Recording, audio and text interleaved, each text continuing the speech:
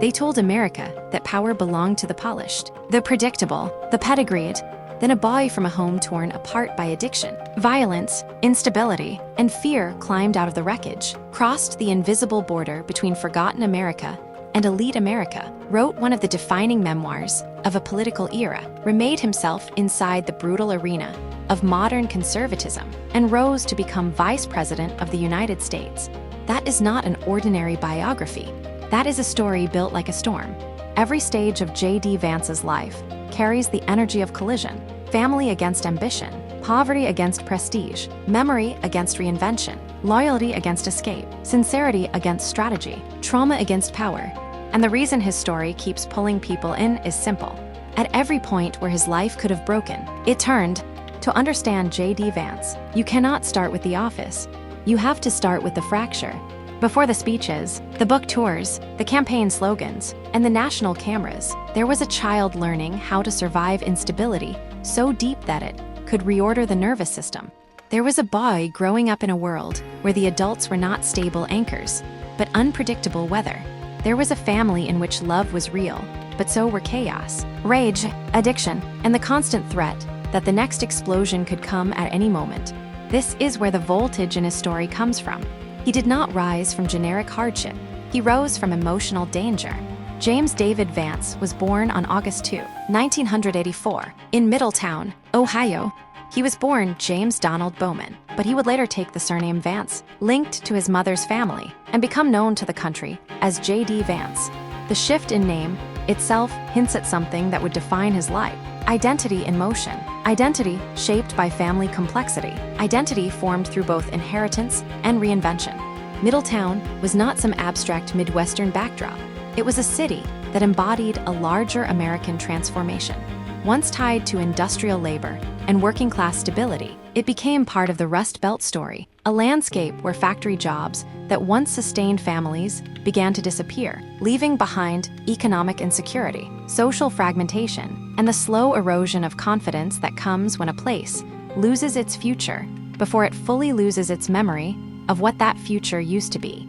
His family roots ran deep into the Appalachian world of Kentucky. This mattered in ways that are often flattened in ordinary political profiles. Appalachia was not just ancestry for Vance. It was cultural gravity. It shaped language, values, pride, shame, humor, violence, loyalty, suspicion of outsiders, and the emotional logic of kinship. His grandparents were among those who had moved north from the hills of Kentucky in search of better economic opportunity, part of a broader migration of Appalachian families who left one kind of hardship for another. They came seeking work, stability, and the chance to build something more secure. But migration does not erase culture, and it does not erase pain. The Appalachian inheritance traveled with them into Ohio. So did the burdens that often accompanied it: family volatility, generational trauma, a sense of being looked down upon, and a deep internal tension between pride and defeat. His parents' marriage did not survive. Divorce came early. His father became largely absent from the story of his upbringing, leaving an emptiness where a consistent paternal presence might have been. Into that emptiness stepped instability, the single most powerful and tragic figure in the early chapters of his life. Besides his grandparents, was his mother, Bev. She was not a simple figure. People are rarely simple, and one of the strengths of Vance's life story is that it never works best when people are flattened into cardboard roles. Bev was intelligent. She was capable. She had gifts and ambitions. She also spiraled into addiction and emotional instability in ways that repeatedly fractured the family's sense of safety. To a child, addiction is not first understood as a disease, a social issue, or a policy challenge. It is understood as unpredictability. It is understood as the creeping realization that the person you depend on can become dangerous, irrational, unreachable, or absent while still sitting in the same room. That is the emotional grammar of his childhood. The home could shift from ordinary to terrifying in an instant. Boyfriends came and went. Tempers flared. Promises dissolved. Stability was temporary at best. He did not grow up in an environment that quietly trained him to trust tomorrow. He grew up in an environment that taught him tomorrow might explode. Many children in such homes become students of chaos. They learn to read tone before words. They learn to scan faces for danger. They become expert at sensing when an adult is about to tip from normalcy into rage. They carry alertness like a second skin. The child becomes a strategist not because he wants power, but because he wants safety. One of the most haunting episodes from his early life involved his mother during a volatile incident in a car, a moment that later became emblematic of the fear and unpredictability of his childhood.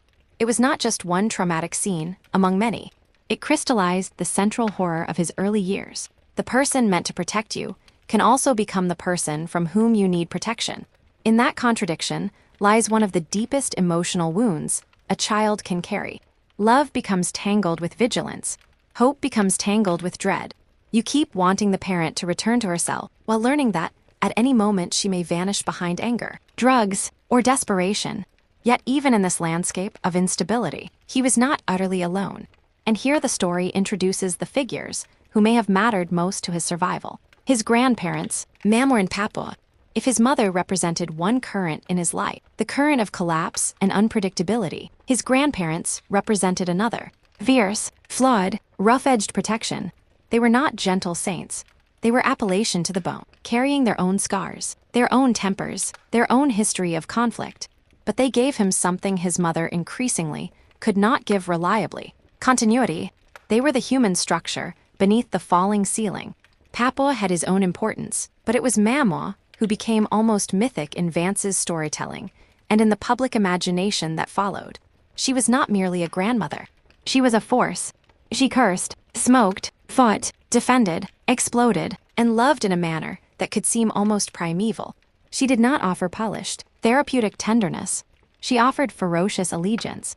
She was the kind of person who would terrify enemies, unsettle polite society, and still become the most dependable source of emotional protection in a child's life.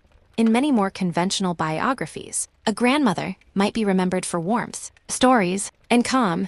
Mamor was remembered for wrath, loyalty, and salvation. She gave Vance something crucial: the certainty that at least one adult in the world would stand between him and annihilation.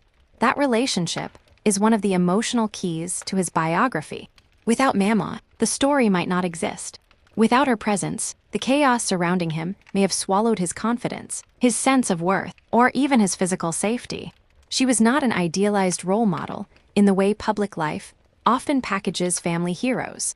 She was volatile herself, but in families shaped by trauma, salvation often does not arrive in polished form. Sometimes it arrives covered in cigarette smoke, profanity, and sheer will. Sometimes the person who saves you is not soft, but unbreakable. His grandparents themselves were part of the broader story of working-class Appalachian migration. They came from a Kentucky world defined by hardship, manual labor, poverty, and emotional intensity. In Ohio, they and many like them found jobs in industrial towns, but they did not arrive in some social paradise. They entered a world where class stigma lingered, where people from Appalachia were often stereotyped as rough, backward, or suspect, and where economic opportunity could vanish just as quickly as it had appeared. The move north brought wages, but not peace. It brought possibility, but not healing. That duality became central to Vance's later understanding of his own family and of the white working class more broadly. Economic mobility, without emotional or cultural stabilization, can produce its own form of fracture. Middletown was therefore not just the setting of his childhood. It was the theater of a larger American decline. The factories and mills that had once offered working-class families a route into dignity and relative security were no longer the invincible pillars they had been in earlier decades. Industrial contraction and economic uncertainty changed not just bank accounts, but entire emotional ecosystems. When stable work weakens, family life often weakens with it.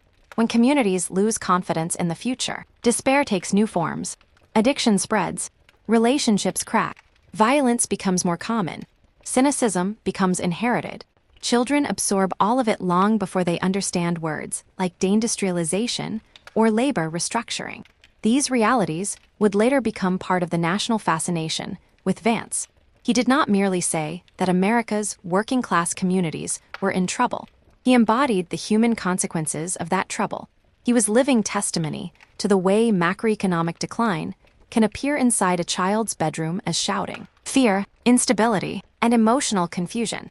When his memoir later landed like a cultural grenade. It did so because he made visible the hidden chain between structural decay and private suffering.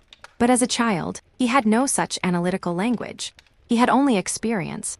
The ordinary routines of childhood were made difficult by this environment. School, for example, was not simply a place to acquire knowledge. It was a place that assumed things his home life often could not provide. Sleep, consistency, adult support, predictability, focus. He was intelligent, sometimes remarkably so, but raw intelligence is not enough to produce easy success when home functions like an active emergency.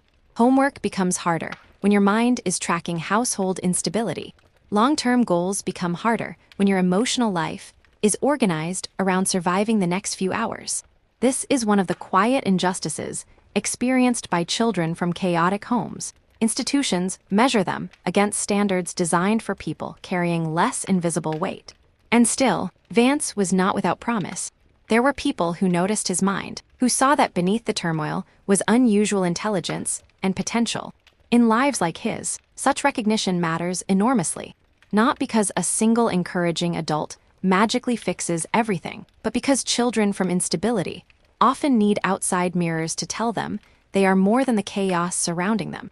You can spend years absorbing the message that your life is disorder, and then one teacher, one mentor, one relative can give you a different sentence to carry. Potential, however, is not destiny. It only becomes transformative when it meets a structure strong enough to shape it. For a time, Vance did not yet have that structure. His adolescence was not the story of a pre-programmed achiever. It involved confusion, drift, and the kind of uncertainty common among young people who have intelligence but lack stable formation. He was not moving through a carefully managed pipeline toward power. He was a teenager from a damaged home in a town marked by decline, surrounded by examples of people getting stuck. One of the great dramatic truths of his biography is that his later ascent can make his earlier vulnerability easy to underestimate. Looking back from the vice presidency, people may imagine inevitability. There was none. There were many paths available to him, and most of them did not lead upward. That is why one of the most decisive moments in his life came after high school, when he joined the United States Marine Corps. If you want to identify the first major act of self-reconstruction in his biography, this is it. The Marines offered something radically different from the atmosphere of his childhood. They offered order, hierarchy, expectation, consequence, discipline, belonging. For many young men from unstable backgrounds, the military functions not only as service to country, but as a substitute institution of formation. It gives them a structure in which adulthood can be learned, habits can be built, and self-respect can emerge from competence rather than fantasy. For Vance, the Marines seem to have done precisely that. Military life demanded reliability and focus. It did not care about family excuses. It did not organize itself around the emotional chaos of his past. Instead, it required punctuality, endurance, accountability, and performance. This can be crushing for some people. For others, especially those raised amid disorder, it can be clarifying. When the rules are explicit, when standards are clear, when effort produces visible results, a person who has lived in emotional fog may suddenly find traction. The Marines were not simply a chapter of his resume. They were a furnace in which drifting adolescence hardened into adult discipline. He served as a combat correspondent and deployed to Iraq. His role did not fit every stereotype of combat, but it exposed him to the demands and seriousness of military service in a war zone. Deployment matters. Even in non-infantry roles, service in such environments compresses maturity. It tests emotional resilience. It exposes the artificiality of many civilian anxieties. It also places individuals within a mission larger than themselves. For someone who had grown up feeling trapped within family crisis, that kind of structured purpose could be transformative. The Marines gave him not just discipline, but proof. Proof that he could succeed in an institution. Proof that he could be counted on. Proof that his story did not have to end where it began. When he returned from the Marines, he had something many people from his hometown environment struggled to secure: momentum. He also had access to the GI Bill, one of the great engines of American social mobility. That program has changed countless lives by allowing veterans to convert service into education, and Vance's life is among its striking examples. he enrolled at Ohio State University. On the surface, this was a move from military to civilian education. At a deeper level, it was another crossing of worlds. He was no longer only escaping collapse. He was entering the competition for a different kind of future. At Ohio State, he studied political science and philosophy, fields that sharpened his interest in society, power, ethics, and public life. He did well, but the meaning of this period reaches beyond grades. College is often an identity revolution for first-generation students from working-class and unstable backgrounds. You are not only learning material, you are learning an entire way of existing in institutions. You are discovering how to plan, how to think about careers, how to interact with professors, how to write and argue in ways recognized by elite or semi-elite systems. You are also carrying the silent burden of not knowing what others take for granted. The children of stable professional families may arrive on campus, already understanding internships, networking, office hours, graduate school, recommendation letters, and long-term strategic planning. For students like Vance, these things often feel like hidden codes. This experience of code breaking would become one of the central psychological threads in his life. He was learning not only how to succeed, but how success is socially produced. He was acquiring the invisible tools that middle-class and upper-middle-class environments often pass down effortlessly. Confidence, presentation, self-management, the ability to imagine yourself in rooms where no one from your childhood had stood. Such learning is powerful, but it also creates tension. The more you master a new world, the more conscious you become of your distance from the old one. That distance can feel like liberation and betrayal at once. After Ohio State came Yale Law School, a leap so dramatic that it almost feels symbolic even before one considers its practical impact. Yale is one of the most prestigious law schools on earth, a place associated with the training of judges, presidents, senators, intellectuals, and members of the American elite. For a young man whose childhood involved addiction, broken family structures, and working-class turbulence, entering Yale was not merely an academic milestone. It was a collision between two Americas. One America had taught him alertness, toughness, and survival. The other taught polish, institutional fluency, and the pathways to power. At Yale, the class dimension of American life became impossible to ignore.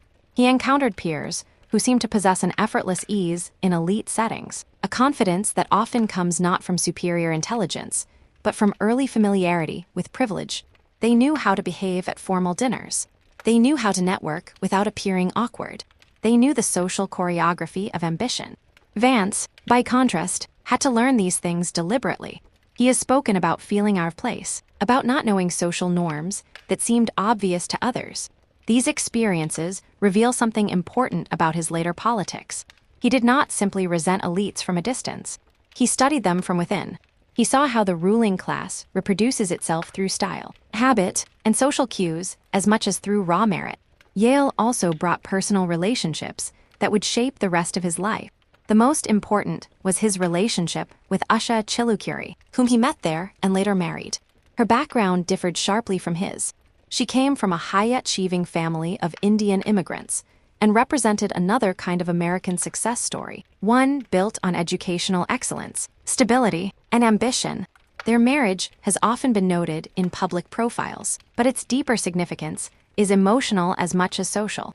For Vance, building a strong partnership after growing up amidst relational chaos represented a form of personal victory that transcends career. To create a healthy marriage after being formed by dysfunction is one of the hardest acts of self-reinvention there is. It requires confronting not only the past, but the learned reflexes the past leaves inside you. Another key figure at Yale was Professor Amy Chua, who reportedly recognized both his talent and the power of his life story. She encouraged him to write about his experiences, to understand that the world he came from was not merely something to escape or hide, but something worthy of articulation. This advice would prove catalytic. There are moments in biography when a future seems to pivot on a sentence spoken at the right time by the right person. Chua's encouragement appears to have been such a moment. She helped him see that his childhood, with all its pain, could become material not just for therapy or memory, but for literature and public argument.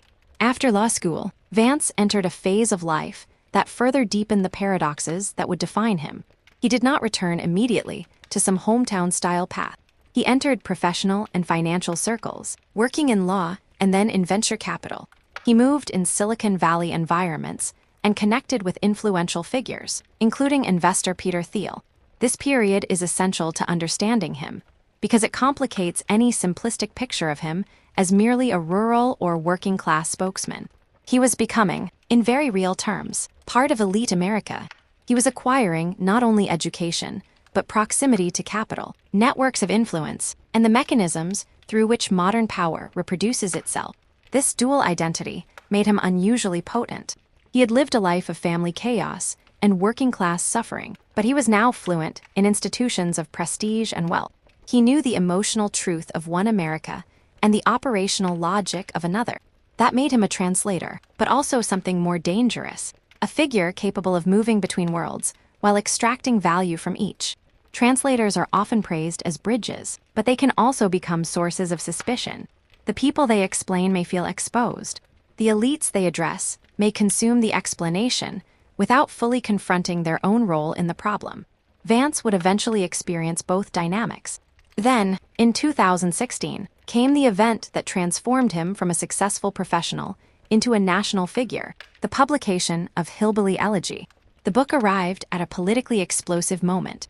Donald Trump's campaign was convulsing American politics, and many journalists, academics, and political analysts were struggling to understand the rage and alienation of working-class white voters, especially in post-industrial regions. Into that confusion stepped Vance with a memoir that seemed to offer access.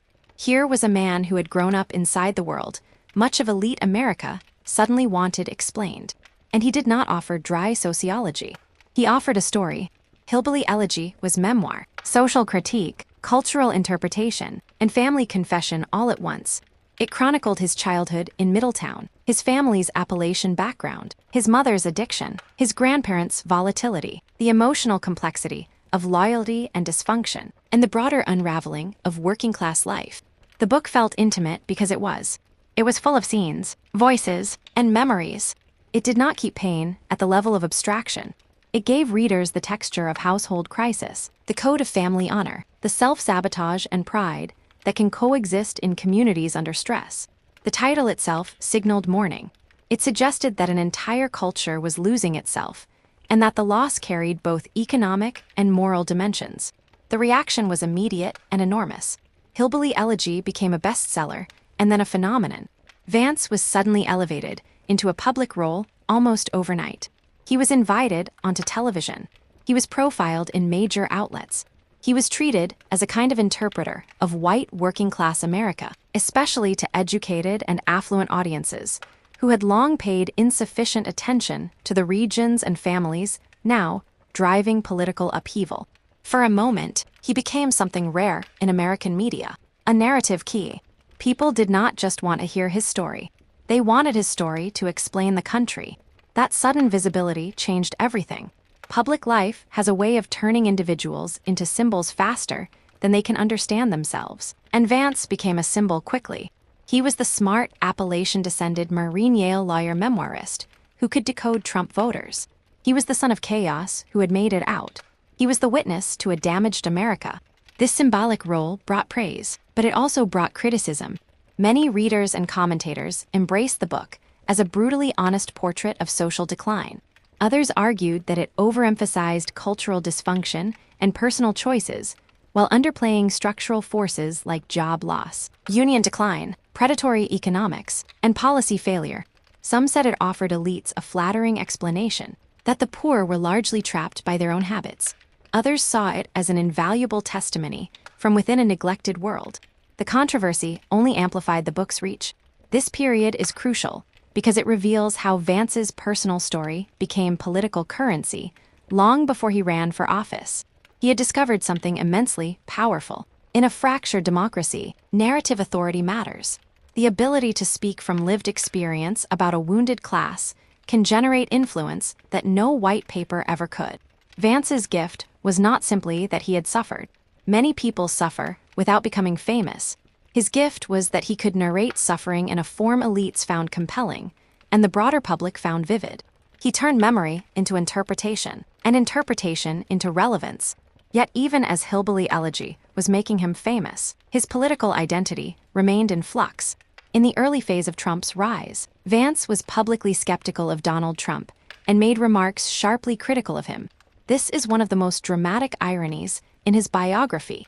At the moment when many journalists were casting him as an interpreter of Trump country America, he himself was not yet aligned with Trump as a political force.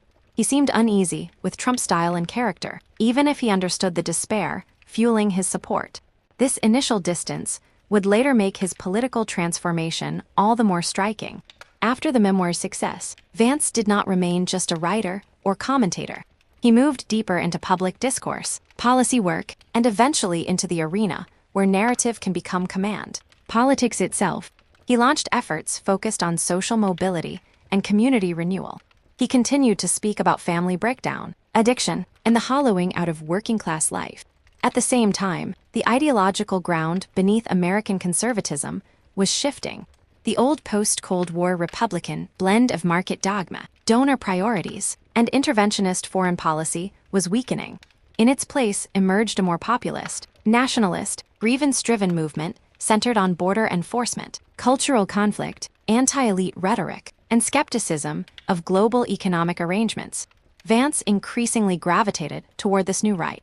His movement toward Trumpism has been analyzed endlessly, and with reason. To some observers, it looked like pure opportunism. He had criticized Trump, then recognized where the power was moving and adapted. To others, it reflected a sincere political development. They argued that Vance had come to see that Trump's appeal, however crude its vehicle, expressed real truths about elite neglect, deindustrialization, cultural contempt, and the abandonment of the working class. Reality is often more tangled than either explanation alone. People change through conviction, ambition, pressure, and the logic of the moment. Vance's political evolution likely contained elements of all of these.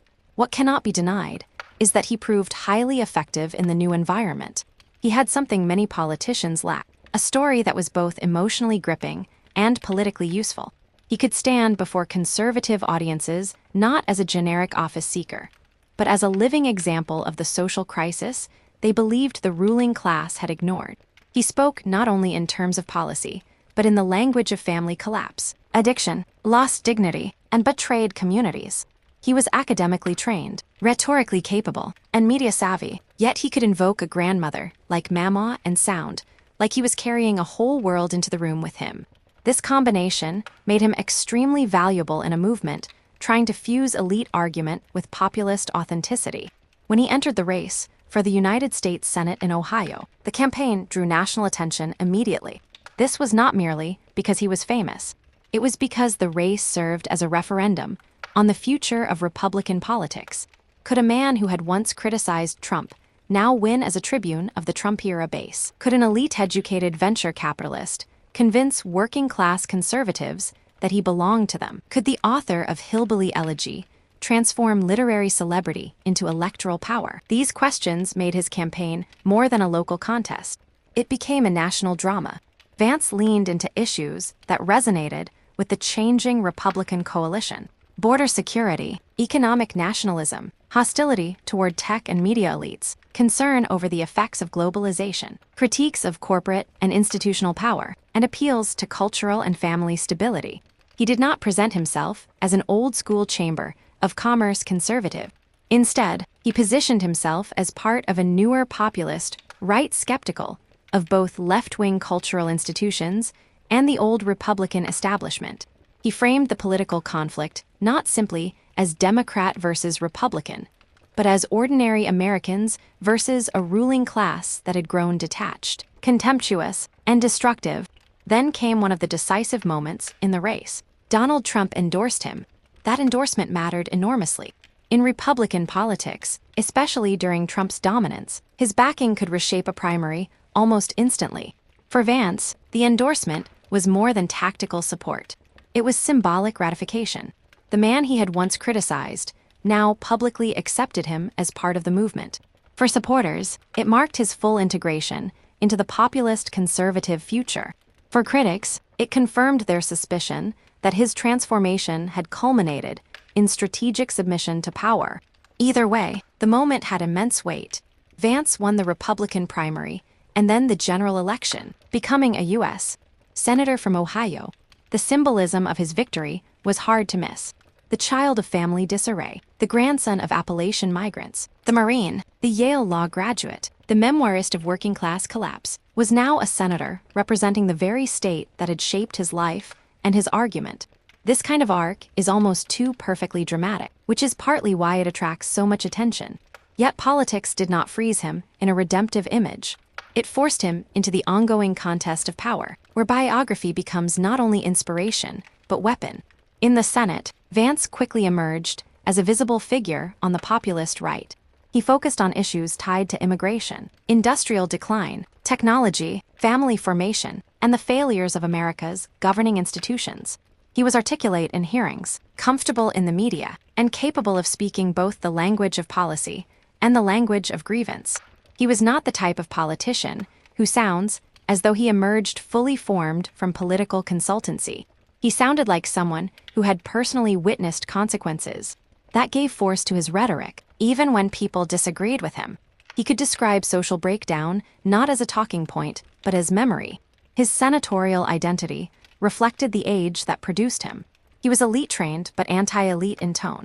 He was a beneficiary of institutions, yet highly critical of the values and leadership of those institutions. He belonged to a Republican generation, increasingly willing to challenge older orthodoxies on trade, foreign policy, and the relationship between the market and national interest. He embodied a conservatism less interested in tax cuts alone and more interested in civilizational language. Children, family, borders, culture, belonging, decline. In this way, his biography and ideology aligned. A man formed by social fracture would naturally be drawn to a politics that emphasizes moral and communal disintegration as much as economic calculation. As his profile rose, speculation about his future intensified. He was young by national political standards. He was telegenic, sharp, and unusually skilled at framing arguments in emotionally resonant ways. He had a best-selling memoir that had already made him familiar to millions. He seemed almost designed for further elevation. And eventually, he rose even higher, becoming Vice President of the United States. This leap completed one of the most striking trajectories in modern American public life. The boy who once lived amid addiction and fear now occupied an office just one step below the presidency. But the power of this ascent lies not only in the change of title, it lies in the emotional contrast. To grasp the full force of his story, you have to hold together the child and the office holder. You have to see the boy watching adults unravel, and the man walking through the ceremonial thresholds of national power.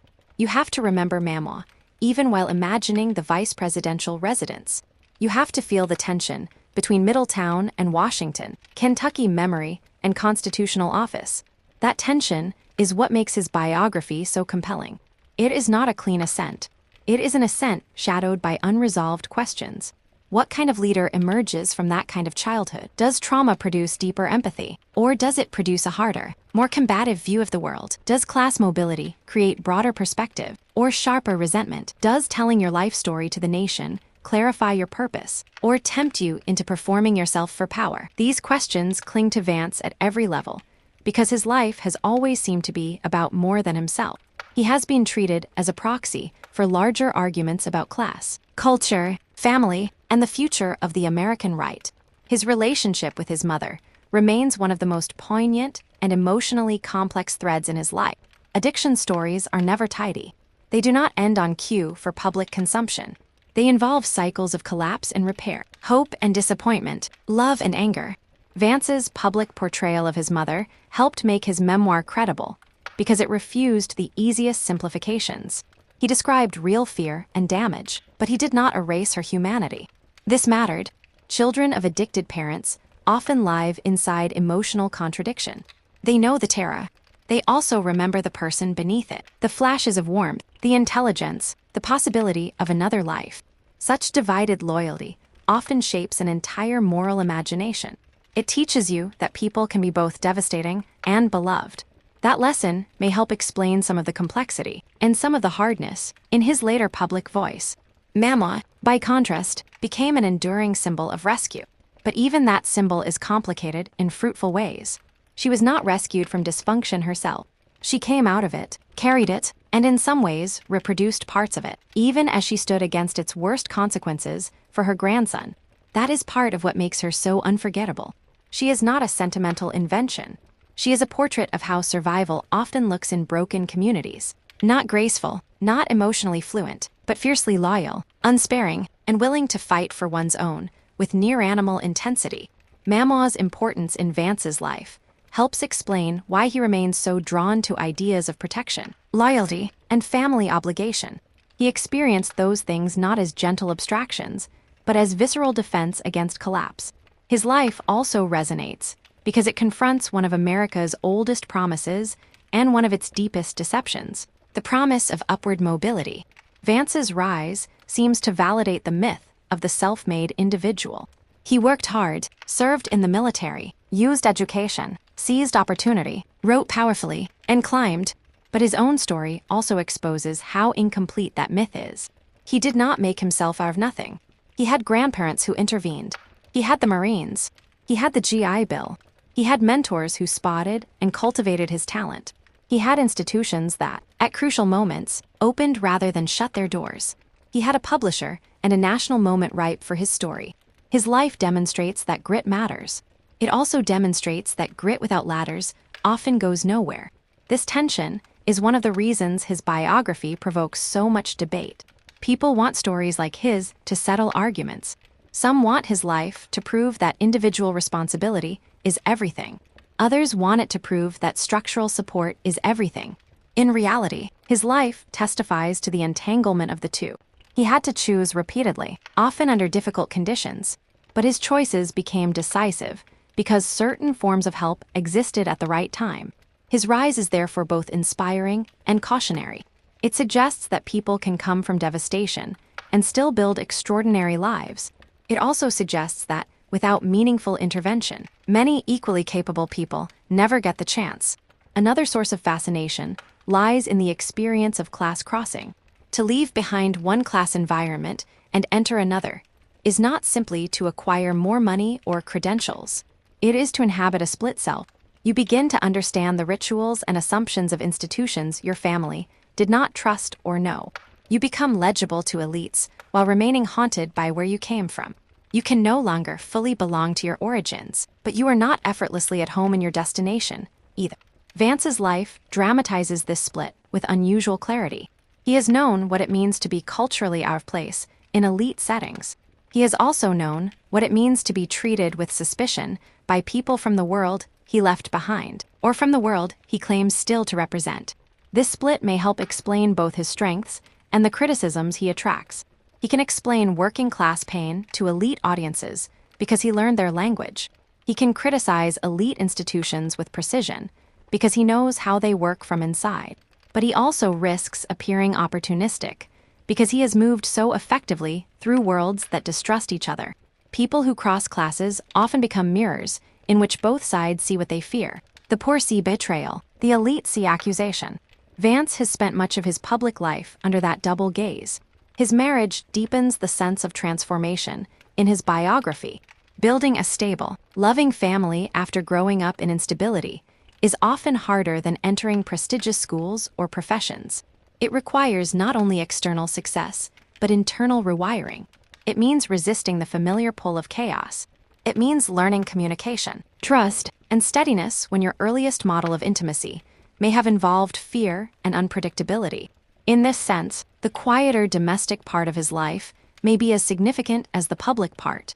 It represents an effort not merely to rise, but to stop the transmission of damage. For people who know family trauma firsthand, that can be the most heroic chapter of all. Yet in public life, storytelling and ambition are inseparable, and Vance has been unusually adept at fusing them. From Hillbilly Elegy onward, he understood that biography is not just confession. It is power. Modern politics rewards those who can embody a larger national argument. Vance embodied several at once. He was the face of working-class decline, the proof of social mobility, the critic of elite contempt, the beneficiary of elite institutions, the Marine patriot, the family values advocate, the the culture war conservative. He could present himself as a man formed by everything America had broken, and everything America still made possible. That is an extraordinarily powerful narrative package. But narrative power can harden into performance. Once the public falls in love with your origin story, the temptation is to keep serving it. Every speech becomes a chance to reactivate the myth. Every policy argument can be anchored in autobiography. This can make a public figure more authentic because the arguments are rooted in lived experience. It can also make him more strategic because he learns which parts of his life produce resonance and which parts complicate the brand. Observers disagree on where Vance falls on that spectrum. What is clear is that few contemporary figures have used biography as effectively as he has. This effectiveness is part of why his political transformation drew such scrutiny. When someone who built his early fame partly as a social critic then moves into the center of partisan power, people naturally ask whether the original diagnosis remains intact or has been absorbed by ambition. In Vance's case, the tension is especially sharp because his rise happened during a period when the Republican Party was redefining itself through populist anger, cultural combat, and loyalty to Trump. His move into that orbit was not just a personal choice. It was participation in the larger reordering of the American right. Whether one sees him as architect, passenger, or opportunist in that process depends partly on one's politics, but his role in it is undeniable. As vice president, all these tensions become magnified. Biography no longer functions merely as backstory. It becomes a lens through which people interpret governing choices. A vice president shaped by a childhood of disorder, by military discipline, by elite education, by memoir-driven fame, and by populist politics is not a blank instrument of administration. He brings to the office a worldview forged by conflict. Even those who disagree with him must acknowledge that his life has given him a perspective, unlike the standard political pedigree. He knows what family breakdown feels like from the inside. He knows what elite institutions feel like from the outside and the inside. He knows what social shame feels like. He knows what ambition feels like. These experiences do not mechanically determine policy, but they shape instinct, emphasis, and political style. One of the most persistent questions surrounding him is whether he is best understood as authentic or adaptive. The answer may be that he is profoundly both. Authenticity in politics is often misunderstood as consistency, but some of the most authentic people are those who are visibly marked by the environments that formed them, even as they adapt to survive new ones. Vance's life shows many signs of adaptation, sometimes dramatic adaptation, yet it also shows recurring continuities. A fixation on family stability, a suspicion of cultural elites, a sensitivity to humiliation and status, an attraction to structures that impose order, and a determination not to remain powerless. These themes run from childhood to vice presidency. His methods changed. The core struggles did not. His biography also matters because it intersects with the opioid crisis and the broader devastation of addiction in America. Long before policymakers and pundits used addiction as a recurring topic of national concern, Vance had experienced its effects in the most intimate way possible. Addiction was not a statistic to him. It was the destabilizing force inside his own family, the thing that turned love into danger and possibility into collapse. That lived understanding gave emotional authority to his writing and speaking on the subject. It also tied his personal life to one of the defining tragedies of modern America, especially in the regions from which his family came and in which he grew up. The opioid crisis, the collapse of industrial labor, family fragmentation, declining trust in institutions, and cultural resentment did not simply form the background to his rise. They were the atmosphere he breathed. That is one reason his story felt so timely when Hillbilly Elegy appeared. America was beginning to realize that large sections of the country were not only economically struggling, but emotionally fraying. Vance's biography embodied that revelation. He was not just commenting on decline. He was its survivor. And then, in a move that mirrored the country's own turn, he carried that survival story into a politics built around grievance, restoration, and confrontation. There is another dimension to his life that deserves attention: the role of shame. Shame is often the hidden motor in class mobility. To grow up in an unstable household, in a stigmatized cultural world, in a community seen by outsiders as broken or inferior, is to absorb shame, even if you cannot yet name it. Much of upward striving can be understood as an effort to outrun that shame. Education can become cleansing. Achievement can become defense. Public recognition can become proof that you are not what others assumed. Vance's life bears many traces of this dynamic. His rise through elite institutions, his literary success, and his political ambition all suggest a powerful drive not to remain defined by the chaos of his beginnings. But shame is never fully left behind. Often it transforms into vigilance, into the need to prove oneself repeatedly, into anger at those who condescend, into sensitivity to status slights. This may help explain the emotional intensity that often accompanies class-transcending political figures. They are not merely debating abstract issues. They are fighting over recognition, over dignity, over whether the world that judged them was justified. Vance's critique of elites often carries that deeper charge. He is not speaking only as an analyst. He is speaking as someone who has felt looked down upon, first by class position and then by cultural stereotype. That class shame is also linked to the issue of representation. Ever since Hillbilly Elegy, many Americans have debated whether Vance truly represents the communities he writes and speaks about. Some feel profoundly seen by his narrative. Others argue that he overgeneralized from his own experience, or used the term hillbilly in ways that flatten the diversity and dignity of Appalachian life. Still others believe that once he entered elite networks and partisan politics, he ceased to function as a trustworthy interpreter of his origins. This controversy reveals something deeper than disagreement about one man. It reveals the burden placed on anyone who becomes famous for narrating a community's pain. Representation is never neutral. It can honor, exploit, simplify, or distort. Vance's life remains entangled in that tension. His ascent also prompts reflection on the role of masculine identity in American public life. His story contains many classic elements of masculine self-fashioning. The absent father, the search for discipline, the military, the demand to become strong, the pressure to protect, the suspicion of weakness, the desire to provide what was once missing. In many ways, his biography can be read as the making of a certain kind of American man, forged in reaction to instability.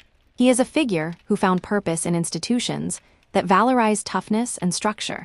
That personal formation aligns neatly with the political style of the populist right, which often frames national decline in terms of weakness, disintegration, and the need to reclaim authority. Again, the personal and political reinforce each other.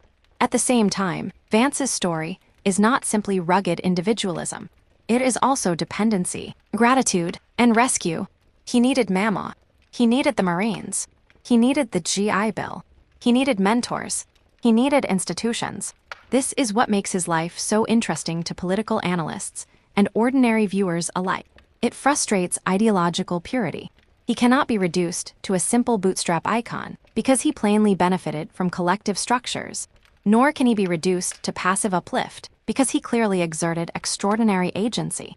His life occupies the difficult middle, where most real lives exist, but with higher stakes and more dramatic turns.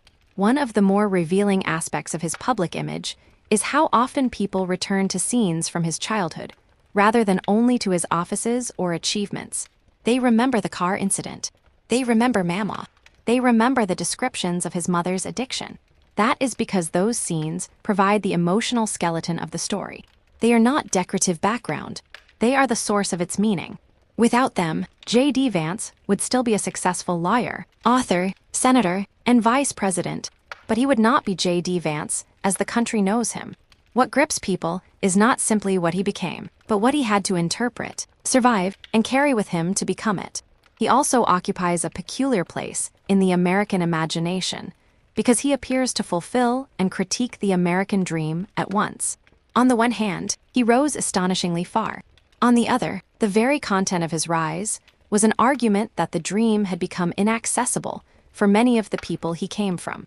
That duality gave him unusual authority. He could say, in effect, I made it, but look at what it required, and look at how many around me did not. Such a position is both powerful and unstable. It allows someone to challenge the myth from inside it. It also opens him to criticism from those who believe his own success becomes a way of implying that others failed through weakness rather than structural abandonment. As his public role expanded, his relationship with the media also became part of his story. The same national media ecosystem that elevated him as an interpreter of forgotten America later treated him with greater suspicion as he aligned more fully with populist conservatism. This arc is not unusual in contemporary politics, but in his case, it carries special irony. He was first welcomed because he explained a troubling political phenomenon to elite audiences. Later, as he became more directly involved in the movement, those audiences feared or despised. He was no longer just an interpreter. He became a participant, even a champion. The bridge became a combatant. That shift altered how his story was told, but it also revealed how contingent media affection can be. There is a broader lesson here about American elites and the stories they consume. Hillbilly Elegy was embraced in part because it seemed to make a distant world understandable. But the distance remained. Many readers wanted access to the pain of forgotten communities without fully surrendering their own assumptions about merit, morality, and policy. Vance's later political turn disrupted that comfort. The man who had served as interpreter of the wounded working class now stood with forces far more willing to attack the institutions consuming his story. That evolution may have surprised some of his earlier admirers, but in another sense, it made perfect narrative sense. If you spend enough time studying the rage of excluded communities from within, you may eventually decide explanation is not enough. His vice presidency, therefore, represents more than personal triumph. It represents the entrance of a certain biography into state power. It says that the path from family breakdown and regional decline to national authority is not merely possible, but politically potent. It says that a man can be shaped by the failures of American society, and then rise by naming those failures more vividly than others. It says that modern politics rewards those who embody conflict rather than transcend it. Vance did not rise by appearing unscarred. He rose by making the scars legible and politically meaningful. This is perhaps why his life feels so contemporary. Older American political biographies often emphasize steadiness, pedigree, orderly advancement, and reassuring competence. Vance's biography belongs to an era that values disruption, authenticity, grievance, personal narrative, and ideological combat. He is not the serene product of a stable republic. He is the product of a fragmented society, searching for voices who can channel both suffering and anger. His story is not just about upward movement. It is about the conversion of social wound into public force. And still, beneath all the public interpretation, the intimate story continues to matter. It matters that he was once a child trying to understand why adults acted the way they did. It matters that he learned loyalty from people who were themselves damaged. It matters that he found discipline in the Marines when he might otherwise have drifted. It matters that he stepped into Ohio State and then Yale carrying invisible deficits others could not see. It matters that he met people who believed his story was worth telling. It matters that he turned private memory into one of the defining texts of a political moment. It matters that he then stepped into politics not as a generic striver, but as someone whose entire public legitimacy rested on the credibility of that story. The life of JD Vance is also a study in the power of timing. Talent alone does not explain his rise. Neither does hardship. Plenty of talented people come from hard places and remain unknown. Vance emerged at a moment when the country suddenly wanted what he could provide, a narrative explanation for the turbulence of white working-class politics. His memoir landed into that demand with extraordinary force. Later, his political career accelerated at a time when the Republican Party was hungry for younger figures who could merge populist energy with intellectual seriousness and media skill. His rise was therefore the meeting of biography and historical opportunity. He had the story. The country had the appetite. This interplay of timing and self-fashioning adds another layer to the fascination. Vance has shown a consistent ability to sense where the center of gravity is moving and to place himself there without losing the emotional distinctiveness of his origin story. Some will always call this opportunism. Others will call it strategic intelligence. Both may be partly true, but whatever label is used, the effect is clear. He repeatedly turns pivotal historical moments into platforms for reinvention. One can trace that pattern from adolescence onward. The Marine Corps arrived as a response to drift. Ohio State arrived as a response to military momentum. Yale arrived as a response to academic possibility. Writing arrived as a response to the recognition that his childhood could matter publicly. Politics arrived as a response to the realization that explanation alone was insufficient. The vice presidency arrived because he had successfully transformed each prior stage into justification for the next. This cumulative logic is what makes the biography feel almost architected, even though it was surely lived with uncertainty in the moment. Still, the emotional cost of such a life should not be overlooked. To carry childhood trauma into elite institutions, then into national celebrity, and then into high office is not simply to accumulate success. It is to revisit your past repeatedly under public scrutiny. It is to have the most painful parts of your life discussed, praised, criticized, interpreted, and politicized by strangers. Vance's mother, grandparents, hometown, and family history all became national material. There is power in that, but also exposure. When your biography becomes your platform, the line between private wound and public asset becomes very thin. That thin line may help explain why his story continues to provoke intense fascination and discomfort. People sense that something morally charged is happening when private pain becomes public influence. They admire the courage to speak. They wonder about the cost of such exposure to loved ones. They question the uses to which suffering is put. They debate whether testimony becomes commodification. All of those questions hover around Vance because he did not simply write a memoir and move on. He built a political identity on top of that memoir. He turned the authority of survival into a claim on governance. In many ways, his life is a referendum on whether America believes damaged people can lead. The answer, apparently, is yes, but it is a complicated yes. Damaged people may lead precisely because damage can produce insight, ferocity, resilience, and a hunger for order. It can also produce rigidity, bitterness, and the temptation to read national politics through private injury. The question is not whether a person like Vance can rise. He already has. The question is what kind of national future is shaped when leaders emerge from such personal fault lines. At this stage, the symbolic layers of his life are almost impossible to separate. He is at once a grandson of Appalachia, a child of addiction's wreckage, a veteran, a Yale lawyer, a venture capitalist, a memoirist, a culture war conservative, a senator, and a vice president.